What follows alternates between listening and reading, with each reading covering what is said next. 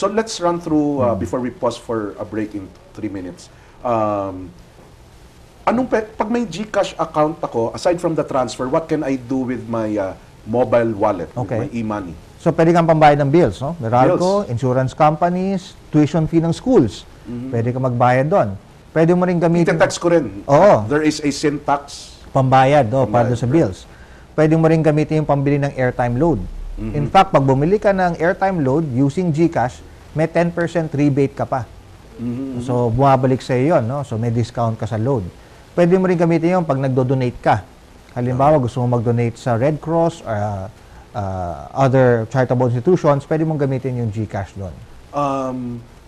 Marami na bang yung, sabi mo, you can pay your bills? Are there a good number of, you call them merchants or billers? Billers. We call them billers. Oh, I think we have around almost 100 billers, including the schools, no, na nakalista doon.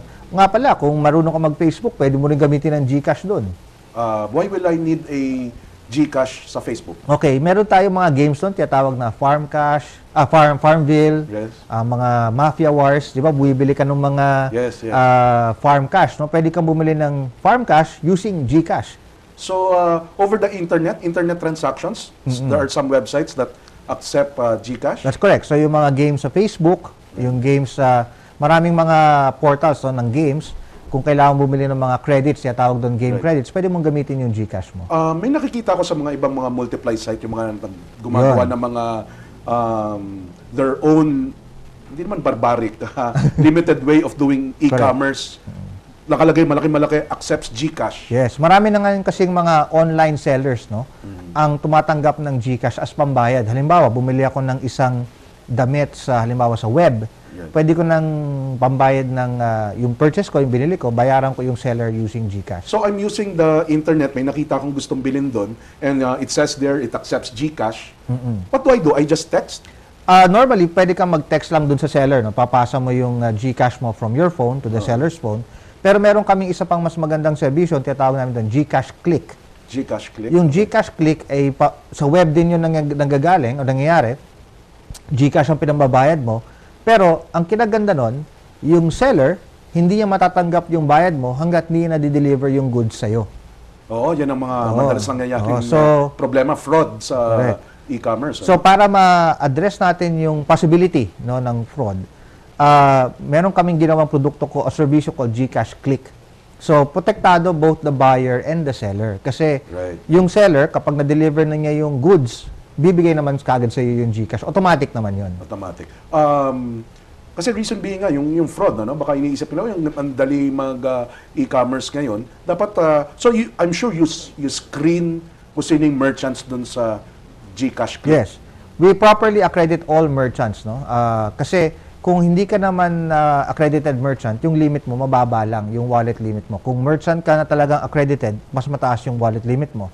Pero gusto ko lang linawin na kapag nagkaroon ka ng pera, siyempre ang gusto mong gawin, makuha rin yung in cash yun, di ba? Okay. Kapag nag-cash out ka, no, nag-convert ka ng GCash into cash, pupunta ka rin... pinasahan mo ako, kunwari, gusto kong maging cash yung pinasa mo sa akin, yes, how do I turn it into cash? Pagpunta mo sa outlet namin, kailangan ka rin magpakita ng valid ID at kailangan ka rin magpirma ng form, mag-fill up ng form. No? Okay. So, doon na-establish natin yung know your customer as well. Okay. So, yung ID, check yan, yung form, check yan, at doon natin malalaman na kung ikaw ba talaga yung nag-i-encash ng pera. So, alam namin kung sino nag-i-encash ng pera. Pero paunahan na kita before we pause for a break, Paolo. I saw in your website, and we're actually doing it in thanks to GXI with our own KSK Co-op. You already have a GCash ATM card? Correct. No? Can you briefly tell us about it? Dahil yun yung pang-cash out na na-appreciate noong members ng KSK Co-op. Yes, pwede ka na ngayon kumuha ng isang GCash card at with that GCash card, pwede ka na mag-withdraw sa ATM. So I do not have to go and choose from your 9,000 outlets. That's correct. Para mag-cash out. Oo, pwede ka na mag-withdraw to any of the 9,000 ATMs nationwide, which will bring kahit anong ATM, no? BankNet, Megalink, or ExpressNet, kahit ano. Pwede ka na mag-withdraw sa ATM. At that brings our total to basically 18,000 outlets kasi 9,000 yung physical at 9,000 yung ATMs. No? Yung loading dun sa 9,000 stations, yung pagpasok. Ang tamang word doon, loading, hindi deposit. Well, tawag doon cash in. Cash in. Cash in, But you can cash out from the same 9,000 and the 9,000 ATM machines now, provided you have that card. Correct, correct. Hindi naman pwedeng cardless. Yan. So, tapos yung card na yon, nandun yung pwede ka mamili ng design ng card na yon at even yung buong picture mo pwede nga sa harap ng card. So hindi yun parang standard design, no? Pwede ka mamili ng designs kung ano yung gusto mong design o kaya kung gusto mo yung buong picture mo na gusto mo ilagay sa card, parang yun na talaga yung card. Customized. Customized. Highly customized. Highly customized. Not because you're part of a company, but just because you are a GCash account holder. That's correct. How do I get the card? Magpapunta ka lang online, no? Meron tayong website, doon ka mag-a-apply ng iyong card at doon ka rin mag-upload ng photo mo, ano yung picture mo na gusto mong ilagay doon sa Baka naman card. mahirap, hindi sila masyadong techie. Not everyone is, ang alam ko lang, marunong lang ako mag-Facebook.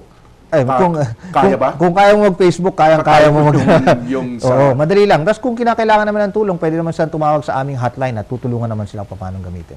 Okay. Discussion is getting interesting. We will just pause for a short break. When we get back, we shall answer some, if not most, of your text messages that came in. Keep sending your question, your opinion, or ask a question to Paulo Baltao about GCash to 0917-853-7333. Again, please indicate your name and location. Pagbalik din natin, Paulo, ang na-appreciate ko kasi ngayon dito is I can cash in and then I can transfer through text para ako nagre-remittance or money transfer. Pagbalik natin, yun ang pag-usapan natin about transferring e-money and actual cash being transferred from one account to another account. We will pause for a short